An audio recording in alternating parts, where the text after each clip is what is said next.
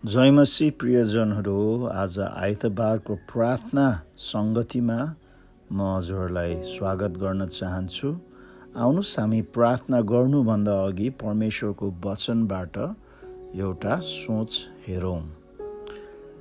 आउनुहोस् प्रस्थान 40 अध्यायको 13 देखि 15 पद हामी हेर्नेछौँ। यहाँ यसरी लेखिएको छ, अनि हारूनलाई पवित्र पोसाक पहिराएर त्यसलाई अभिषेक गर्नु र त्यसले पुजारी पदमा मेरो सेवा गरोस् भनेर त्यसलाई पवित्र गर्नु। त्यसका छोराहरूलाई ल्याएर तिनीहरूलाई लबेदा पहिराउनु। तैँले तिनीहरूको बुबालाई अभिषेक गरे झैँ तिनीहरूलाई पनि अभिषेक गर्नु र तिनीहरूले पुजारी पदमा मेरो सेवा गरून्। तिनीहरूको अभिषेक चाहिँ एक अनन्त पुजारी गिरीको रूपमा तिनीहरूका सम्पूर्ण पुस्ताभरि हुनेछ। आमेन। आउनुहोस् हामी छोटो प्रार्थना गरौँ। स्वर्गीय पिता, हामी हजुरलाई धन्यवाद दिन्छौँ आजको यो दिनको निम्ति, यो प्रार्थनाको समयको निम्ति। अन्त हजुरले प्रभु यो वचनको सोचलाई र हाम्रो प्रार्थनाको जुन चाहिँ समयलाई अभिषेक गर्नुहोस् भनेर हामी अनुरोध गर्छौँ येशू ख्रीष्टको नाममा। आमेन। हामी यहाँ देख्छौँ कि हारून र उसका छोराहरू चाहिँ अभिषेक गरिएको परमेश्वरको सेवा गर्नको निम्ति। अन्त यो अभिषेकको निम्ति चाहिँ एउटा विशेष तेल प्रयोग गरिएको थियो, जसको बारे चाहिँ हामी प्रस्थान 30 अध्यायको 22 देखि 38 पदमा वर्णन गरिएको हामी पाउँछौँ। अन्त यो जुन अभिषेक गर्ने तेल चाहिँ हैन एकदम अलौकिक थियो, हैन पवित्र थियो। अन्त प्रस्थान 30 अध्यायको 32ले यसरी भन्दछ, त्यो कोही मानिसको शरीरमा नखन्याउन् र त्यही पदार्थहरू मिसाएर त्यो जस्तै अरू तेल नबनाउनु। त्यो चाहिँ पवित्र हो र तिमीहरू त्यसलाई पवित्र ठाना। अनि यो तेल चाहिँ पुजारीहरूलाई सेवाको निम्ति छुट्याउनको निम्ति, अलग गर्नको निम्ति चाहिँ प्रयोग गरिएको हामी पाउँदछौँ। प्रस्थान 30को 30मा लेखिएको छ, हारून र त्यसका छोराहरूलाई अभिषेक गरेर तिनीहरू पवित्र गर्नु, तिनीहरूले पुजारी पदमा मेरा सेवा गरून्। अनि यो तेलले चाहिँ के प्रतिनिधि गर्दछ भने यो तेलले चाहिँ पवित्र आत्मालाई चाहिँ प्रतिनिधि गर्दछ। पुरानो करारको समयमा पुजारीहरू, अगमवक्ताहरू र राजाहरूलाई चाहिँ तेल लगाएर चाहिँ जुन चाहिँ अभिषेक गरिन्थ्यो अनि उनलाई परमेश्वरको सेवाको निम्ति छुट्याइन्थ्यो। आज यो नयाँ करारको समयमा पवित्र आत्माले हामी विश्वासीहरूलाई जुन अभिषेक गर्नुहुन्छ, हैन। एफएसी 1को 13ले भन्दछ, तिमीहरू जसले सत्यको वचन अर्थात् आफ्नो मुक्तिको सुसमाचार सुन्यौ र उहाँमा विश्वास गर्यौ, उहाँमा नै तिमीहरूलाई प्रतिज्ञा गरिएको पवित्र आत्माको छाप लगाइएको थियो। परमेश्वरको आफ्नो सम्पत्ति अर्थात् हामीहरू हाम्रो पूर्ण उद्धार नपाएसम्म उहाँको महिमाको प्रशंसाको निम्ति पवित्र आत्मा हाम्रो उत्तराधिकारको बहिना हुनुहुन्छ। र साथसाथै हामी पहिलो कोरिन्थी 12को 4 अनि 6मा हेऱ्यौँ भने कि पवित्र आत्माले चाहिँ विश्वासीहरूलाई चाहिँ जुन परमेश्वरको सेवाको निम्ति आत्मिक वरदानहरू पनि दिनुहुन्छ। माफ गर्नुहोस्, पहिलो कोरिन्थी 4 र 7मा है, वरदानहरू विभिन्न किसिमका छन् तर पवित्र आत्मा एउटै हुनुहुन्छ। अनि 7 पदमा सबैका हितको लागि नै पवित्र आत्माको काम प्रकट हुन हरेकलाई दिएको छ है। त्यसैले जुन पुजारीहरूलाई अभिषेक गर्ने तेलमा चाहिँ विभिन्न सुगन्धित पदार्थहरू प्रयोग गरिएको थियो। त्यो विभिन्न सुगन्धित पदार्थहरूले चाहिँ जुन पवित्र आत्माको वरदानहरूलाई चाहिँ प्रतिनिधि गर्दछ। र साथसाथै हामी दोस्रो कोरिन्थी 1को 21 र 22मा पढ्यौँ भने यहाँ यसरी लेखिएको छ, तर हामीलाई तिमीहरूसँग क्रिस्मा दरिलो पार्न हुने र हामीलाई अभिषेक गर्नुहुने परमेश्वर नै हुनुहुन्छ। उहाँले हामीमाथि आफ्नो छाप लाउनु भएको छ र हाम्रो हृदयमा बैनाको रूपमा पवित्र आत्मा दिनुभएको छ। अनि हामी पहिलो योहन्ना 2:20 र 27 हेऱ्यौँ भने यहाँ यसरी लेखिएको छ, तिमीहरूको अभिषेक महापवित्रबाट भएको छ, तिमीहरू सबै सत्य जान्दछौ। अनि 27मा तिमीहरूले उहाँबाट पाएको अभिषेक तिमीहरूमा रहन्छ र कसैले तिमीहरूलाई सिकाउन आवश्यकता पर्दैन, तर उहाँको अभिषेकले तिमीहरूलाई सबै कुराको विषयमा सिकाउँछ। अनि त्यो अभिषेक सत्य छ, त्यो बनावटी होइन। यस अभिषेकले तिमीहरूलाई सिकाएबमोजिम क्रिस्मा रहिरहो। त्यसरी प्रियो, जसरी पुरानो करारमा हारुन र उसको छोराहरूलाई जुन तेल लगाएर अभिषेक गरिन्थ्यो, परमेश्वरको सेवाको निम्ति अलग गरिन्थ्यो, आज पवित्र आत्माले हामी विश्वासीहरूलाई पनि अभिषेक गर्नुहुन्छ कि हामी उहाँको सेवा गर्न सकुन् भनेर। त साथसाथै पवित्र आत्माले हामीलाई प्रार्थना गर्न पनि सहयोग गर्नुहुन्छ। रोमी 8:26 भन्दछ, त्यसै गरी पवित्र आत्माले पनि हाम्रो दुर्बलतामा सहायता गर्नुहुन्छ। कसरी प्रार्थना गर्नुपर्ने हो हामी जान्दैनौँ, तर शब्दहरूमा व्यक्त गर्न नसकिने सुस्केरामा पवित्र आत्माले हाम्रो निम्ति मध्यस्थ गर्नुहुन्छ।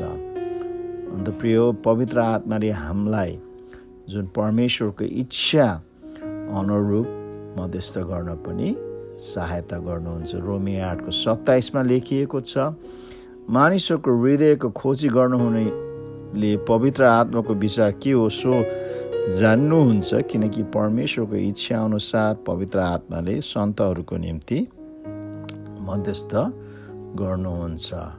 प्रियो, हामी प्रार्थना गर्दा हामी के गर्छौँ यो याद राख्नुहोस् न, होइन, कि हामी प्रार्थना गर्दा चाहिँ हामी पितालाई गर्छौँ, होइन। मत्ती 6:9 र लुकाको 11:2 येशू ख्रीष्टले चाहिँ प्रार्थना गर्न सिकाउँदाखेरि आफ्नो चेलाहरूलाई उहाँले यसरी सिकाउनु भएको थियो, हे हाम्रो पिता, होइन, जो स्वर्गमा हुनुहुन्छ, तपाईँको नाम पवित्र होस्, होइन। हे हाम्रो, होइन, हे पिता, तपाईँको नाम पवित्र गरियोस्, तपाईँको राज्य आओस्। त्यसैले हामी प्रार्थना गर्दा हामी पितालाई गर्छौँ। 2, हामी प्रार्थना गर्दा पवित्र आत्मामा प्रार्थना गर्छौँ। एफएसी 6:18 भन्दछ, सारा प्रार्थना र निवेदन साथ सब समय पवित्र आत्मामा प्रार्थना गर। यस उद्देश्यले लगनशील र सतर्क भएर सबै सन्तहरूको निम्ति प्रार्थना गरिरहौँ। अन्त तेस्रोमा चाहिँ हामीले प्रार्थना गर्दाखेरि चाहिँ हामी पुत्रको नाम लिएर प्रार्थना गर्दछौँ, होइन। योहन्ना 14:13 र 14 येशूले यसरी भन्नुहुन्छ, तिमीहरूले मेरो नाममा जेसुकै मागे तापनि पुत्रमा पिताको महिमा होस् भनेर म त्यो गर्नेछु। तिमीहरूले मेरो नाममा कुनै थोक माग्यो भने म गरिदिनेछु। र साथसाथै उहाँले 16:23 र 24 पनि यसरी भन्नुभएको छ, त्यो दिन तिमीहरूले मलाई केही सोध्ने छैनौ, साँच्चै म तिमीहरूलाई भन्दछु, तिमीहरूले मेरो नाममा पितासँग जे माग्छौ उहाँले त्यो तिमीहरूलाई दिनुहुनेछ। अहिलेसम्म तिमीहरूले मेरो नाममा केही मागेका छैनौ, माग अनि तिमीहरूले पाउनेछौ, यसरी तिमीहरूको आनन्द पूर्ण होस्। त्यसैले प्रार्थना गर्दाखेरि त्रिएकताको तीनै व्यक्तित्व चाहिँ उपस्थित र क्रियाशील हुन्छ भन्ने कुरा चाहिँ हामी यहाँबाट पाउँछौँ। त्यसैले हाम्रो प्रार्थनाहरू व्यर्थको हुँदैनन्, तर हाम्रो प्रार्थनामा शक्ति र उद्देश्य छन्, है। त्यसैले प्रियो, आज हामी प्रार्थना गरौँ, पितालाई प्रार्थना गरौँ, पवित्र आत्मामा प्रार्थना गरौँ र पुत्रको नाममा प्रार्थना गरौँ। आमेन, आमेन। हुन्छ, हामी प्रार्थनातर्फ जाउँ। अन्त प्रार्थनाको केही विषयहरू म बाँड्न चाहन्छु। अन्त यहाँ हामी प्रार्थनाको विषयहरू म भन्दछु, होइन। अन्त यदि हजुरहरूको पनि प्रार्थनाको विषयहरू छन् भने हामीसँग सम्पर्क राख्नुहोस्। अन्त हामी ती प्रार्थनाको विषयहरू लिएर हजुरहरूको निम्ति प्रार्थना गर्नेछौँ होइन। सर्वप्रथम हामी हाम्रो मण्डलीको निम्ति प्रार्थना गरौँ। मण्डलीमा भएको हरेक जनहरूको निम्ति हामी प्रार्थना गरौँ। मण्डलीमा भएका परिवारहरूको निम्ति पनि हामी प्रार्थना गरौँ। र साथसाथै हामी बिरामीहरूको निम्ति पनि प्रार्थना गरौँ। आवश्यकताहरूमा भएको निम्ति पनि प्रार्थना गरौँ। विदेशमा भएकाहरूको निम्ति पनि प्रार्थना गरौँ। विदेशमा भएकाहरूको परिवारहरू जो यहाँ हुनुहुन्छ उहाँहरूको निम्ति पनि प्रार्थना गरौँ। हाम्रो मण्डलीको विभिन्न जुन चाहिँ सेवकाईहरूको निम्ति पनि हामी प्रार्थना गरौँ। र साथसाथै हाम्रो मण्डलीको अगुवाहरू र उहाँहरूका परिवारहरूको निम्ति पनि हामी प्रार्थना गरौँ। हाम्रो देशको निम्ति पनि प्रार्थना गरौँ। अन्त विश्वको निम्ति पनि हामी प्रार्थना गरौँ, विशेष गरी यो महामारीको समयमा। साथसाथै मेरो पनि एउटा व्यक्तिगत प्रार्थनाको अनुरोध छ होइन। अन्त त्यो अनुरोध चाहिँ मेरो आमाको साइली बहिनी, मेरो छ्यामा पूर्णकुमारी घले चाहिँ होइन केही दिन भयो होइन जुन अस्पतालमा हुनुहुन्छ। अन्त उहाँ अचानक बेहोस हुनुभएको थियो। अन्त उहाँको स्ट्रोक भएरहेछ होइन। अन्त उहाँलाई अस्पताल राखिएको छ। अन्त हामी प्रार्थना गरौँ उहाँको जुन चाहिँ अवस्थामा सुधार हुन्छ, अन्त उहाँको अपरेसन गर्न नपरोस् भनेर होइन। दिमागमा पानी रगत जमेको छ भनेर चाहिँ डक्टरहरूले भन्नुभएको छ होइन। तर अहिले केही सुधार भएर आएको छ। तर उहाँको पूर्ण चङ्गाइको निम्ति प्रार्थना गरिदिनुहोस् भनेर म अनुरोध गर्छु होइन। अन्त विशेष गरी उहाँको उद्धारको निम्ति प्रार्थना गरिदिनुहोस् भनेर होइन।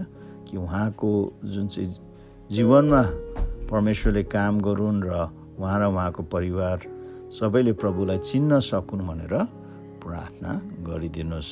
साथसाथै एउटा व्यक्तिगत अर्को प्रार्थना पनि छ। अन्त यो चाहिँ मेरो निम्ति, आफ्नै निम्ति हो होइन। म भोलि हङकङ जाँदैछु केही समयको निम्ति।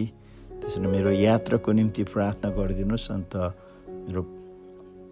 मेरो परिवार जो यहाँ पोखरामा हुनुहुन्छ उहाँहरूको निम्ति पनि प्रार्थना गरिदिनुहोस्। हुन्छ, आउनुहोस् हामी प्रार्थनामा समय बिताउँ। परमेश्वर पिता, हामी हजुरको चरणमा आउँछौँ र हामी धन्यवाद दिन्छौँ कि हजुरले हामीलाई हजुरको पवित्र आत्माले अभिषेक गर्नुभएको छ कि हामी हजुरको सेवा गर्न सकौँ, हजुरको महिमा गर्न सकौँ, हजुरको इच्छा हामी बुझ्न सकौँ। अन्त त्यो इच्छा अनुरूप हामी जिउन सकौँ। पिता, हामीलाई सहायता गर्नुहोस् प्रभु, पवित्र आत्मामा प्रार्थना गर्न। अन्त प्रभु हजुरको पुत्रको नाममा अथवा उहाँको इच्छा अनुसार प्रार्थना गर्न चाहिँ हामीलाई सिकाउनुहोस्। विशेष यो घडीमा प्रभु हामी प्रार्थना गर्छौँ हाम्रो मण्डलीको निम्ति, हाम्रो मण्डलीको हरेक सदस्यको निम्ति, हाम्रो मण्डलीमा भएको परिवारहरूको निम्ति प्रभु हरेकलाई प्रभु हजुरले आशिष गर्नुहोस्। हरेकलाई प्रभु यो कोरोना महामारीको समयमा सुरक्षित राख्नुहोस् प्रभु। हरेकलाई प्रभु हजुरमा वृद्धि हुन सहायता गर्नुहोस् भनेर हामी प्रार्थना गर्छौँ। र साथसाथै हामी बिरामीहरूको निम्ति पनि प्रार्थना गर्छौँ। हाम्रो मण्डलीमा कोही दुर्बल छन्, अस्वस्थ छन्, विशेष गरी हाम्रो वृद्ध आमा बुवाहरू, सानो बालबच्चाहरूलाई प्रभु हजुरको हातमा राख्छौँ। शारीरिक, मानसिक, आत्मिक रोगले ग्रस्त भएकोहरूलाई प्रभु हजुरले छुनुहोस् र चङ्गाई पनि गर्नुहोस्। र साथसाथै आवश्यकतामा भएकाहरूलाई पनि हामी प्रार्थना गर्छौँ। विभिन्न आर्थिक, भौतिक आवश्यकमा छन् भने प्रभु उनीहरूलाई प्रभु हजुरको स्वर्गको भण्डार खोलेर प्रभु प्रबन्ध गरिदिनुहोस् भनेर हामी प्रार्थना गर्छौँ। हाम्रो प्रियजनहरू जुन चाहिँ देश बाहिर हुनुहुन्छ उहाँहरूलाई हामी सम्झन्छौँ। हाम्रो अलिसा छोरीको निम्ति हामी प्रार्थना गर्छौँ। हाम्रो सन्ध्या, अन्त अभिषेक, अन्त सुरेन्द्र जो खाडीमा हुनुहुन्छ उहाँहरूको लागि पनि हामी प्रार्थना गर्छौँ। हाम्रो शेरबहादुरजी, हाम्रो डाक्टर जीवन र उहाँको परिवार र साथसाथै हाम्रो किरण भाइलाई पनि हामी सम्झन्छौँ। उहाँहरू र उहाँहरूको परिवार जो नेपालमा हुनुहुन्छ उहाँहरूलाई प्रभु हजुरको हातमा राख्छौँ। हजुरले सुरक्षितता दिनुहोस् र आशिष पनि गर्नुहोस् भनेर हामी प्रार्थना गर्छौँ।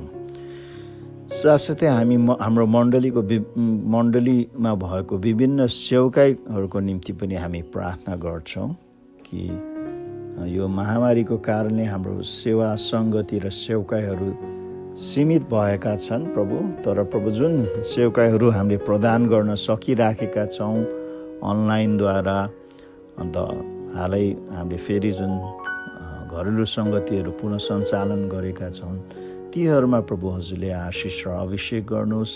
ती जुन चाहिँहरूलाई प्रभु हजुरले प्रभावकारी बनाउनुहोस् भनेर हामी प्रार्थना गर्छौँ।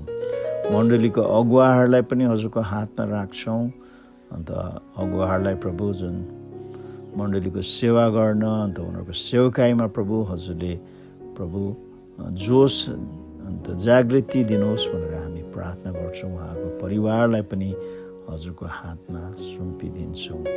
हाम्रो देशको निम्ति हामी प्रार्थना गर्छौँ। हाम्रो देशमा भएको जुन सरकारको निम्ति, प्रशासनको निम्ति, अन्त विभिन्न निकायहरूको निम्ति हामी प्रार्थना गर्छौँ।